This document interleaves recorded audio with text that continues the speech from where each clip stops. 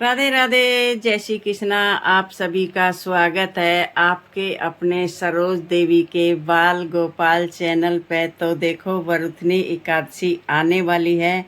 दिन बृहस्पतिवार और 24 तारीख को वरुथनी एकादशी है।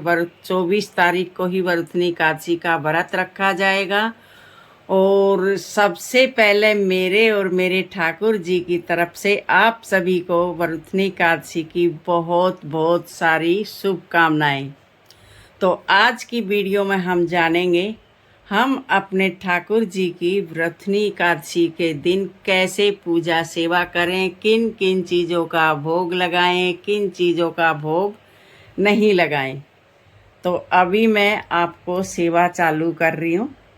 तो देखो, एकादशी के दिन सवेरे अब थोड़ा सा जल्दी उठ के पहले सबसे पहले अपना स्नान करें और मंदिर में अपनी झाड़ू पोछा सारी साफ सफाई करके, क्योंकि इतनी जल्दी काम वाली तो किसी की आती नहीं है। और एकादशी के दिन हो या बाकी दिन हो तो मंदिर की सफाई और सुबह का झाड़ू तो हमने खुद ही करना पड़ता है। तो इसलिए सवेरे बखत्ते उठ के अपने ठाकुर खुद नहा के और अपने ठाकुर जी को स्नान कराएं। और हम स्नान किस चीज़ से कराएंगे वो सब आप इस वीडियो में देखते रहना, वीडियो में पूरी में बने रहना। हम एकादशी के दिन अपने ठाकुर जी की किस किस चीज़ से स्नान करा सकते हैं, क्योंकि बहुत से भक्तों का सवाल होता है, आंटी जी एकादशी के दिन हम अपने ठाकुर जी को किस किस चीज़ का भोग लगाएं, किसका नहीं लगाएं। तो चलो हम सबसे पहले अपने ठाकुर जी का स्नान करवाते। तो सबसे पहले हमने अपना ठाकुर जी को नहाने के लिए ये अपनी परात ले ली है। आप अपने ठाकुर जी के लिए एक कोई भी परात बना लो। एक बर्तन विशेष होना चाहिए जिसमें हमारे ठाकुर जी स्नान कर सकें, जिसमें से पानी हमारा बाहर ना निकले। और ये हमने पानी ले लिया है बाल्टी में। इसमें हम गंगा जल या यमुना जल, आपके पास कुछ भी है वो ज़रूर डालें। और चीज़ हो या ना हो, गुलाब जल भी डाल सकते हो और भाई चंदन भी डाल सकते हो, लेकिन मैं चंदन सेवा अलग से देती हूँ। और ये मैंने पंचामृत ले लिया है जो कि 5 चीज़ों से मिक्स होके बनता है। दूध, शहद, दही, गंगा जल, शक्कर। तो ये 5 चीज़ों से मिक्स होके, और ये गोपी चंदन है, आप देख सकते हो। ये गोपी चंदन से हम अपने ठाकुर जी को स्नान कराते हैं तो हमारे ठाकुर जी एकदम चमकते रहते हैं। अगर जो ये इस तरीके का आता है, चाहे तो आप इसको ऐसे करके अपने ठाकुर जी को नवा सकते हो, और चाहे छोटा सा टुकड़ा तोड़ के आप पानी में या पंचामृत में डाल सकते हो, तो भी हमारे ठाकुर जी बहुत चमक जाते हैं। और अच्छे, इतना मतलब ठंडक पहुंचती है गर्मी के टाइम में बहुत ज़्यादा। और ये अभी हमने तुलसी पत्ता का आसन दे दिया अपने ठाकुर जी को, और अपने ठाकुर जी को विराजमान कर देंगे।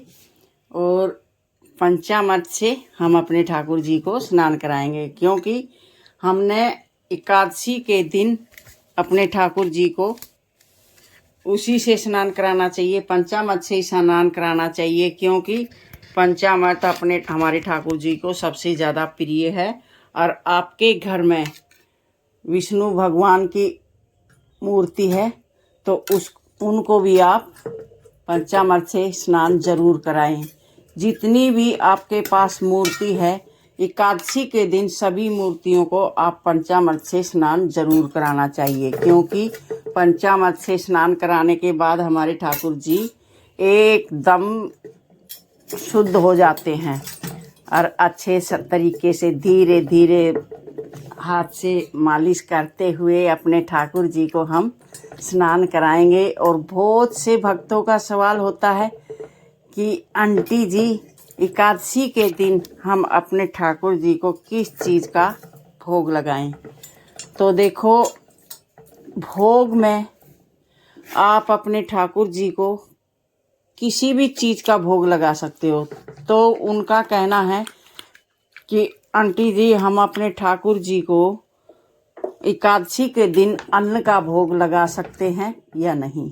तो देखो, मैं मेरे ठाकुर जी को अन्न का भोग नहीं लगाती हूँ, और आप अगर जो लगाते हो, और वो सब आपके भाव के ऊपर डिपेंड करता है, आप किस भाव से अपने ठाकुर जी को रखते हो घर में, तो उसी तरीके से आप भोग भी लगा सकते हो।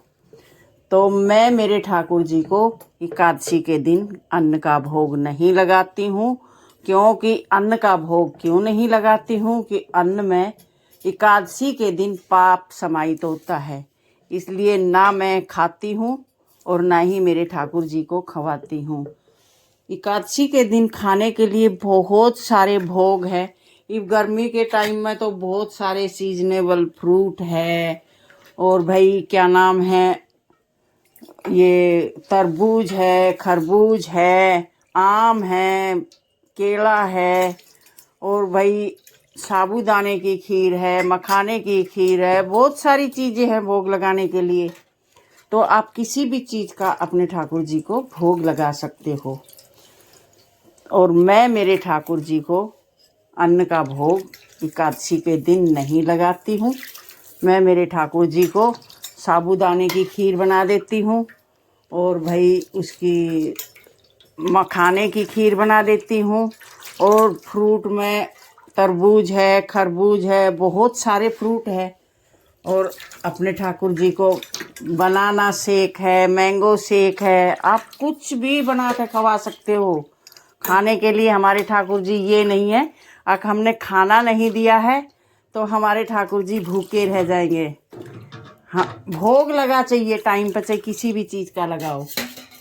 तो इसलिए मैं मेरे ठाकुर जी को अन्न का भोग नहीं लगाती हूँ, और बिल्कुल भी नहीं लगाती हूँ।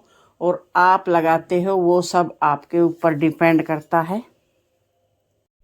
और एकादशी के दिन अपने ठाकुर जी को पीले ही वस्त्र धारण कराएं, और खुद भी पीले वस्त्र धारण करने चाहिए। क्योंकि एकादशी के दिन हमारी हर चीज़ में, खाने में भी थोड़ा पीला होना चाहिए, और कपड़े भी हमारे पीले होने चाहिए। अगर जो आपकी सामर्थ्य अच्छी है तो, अगर जो आपके पास आपकी सामर्थ्य ठीक नहीं है तो चाहे जैसा आप पहन सकते हो, वो हमारे ठाकुर जी के ऊपर छोड़ दो सारी चीज़। जैसा इन्होंने चाहिएगा, जैसा ये करवाएंगे, वैसा सब अपने आप हो जाता है। किसी को हमें करने की, हम कौन होते हैं करने वाले, सब हमारी ठाकुर जी की इच्छा से चलता है। तो इन्हीं की इच्छा से चलता रहता है। तो अपने ठाकुर जी की एकादशी के दिन खूब अच्छे तरह से पूरी सेवा करें, और भाई खूब मंत्र जाप करें, खूब पूरे दिन हरे राम राम राम हरे हरे, हरे कृष्ण ये अपने ठाकुर जी का महामंत्र है। तो आप इसका भी पूरे दिन जाप कर सकते हो। जितना आपसे हो सके उतने देर आप मंत्र जाप कर सकते हो। और अगर जो वीडियो अच्छी लगे तो लाइक करना, शेयर करना, सब्सक्राइब करना। फिर मिलते हैं प्यारे प्यारे हमारे ठाकुर जी के साथ अगली वीडियो में। राधे राधे, जय श्री कृष्णा।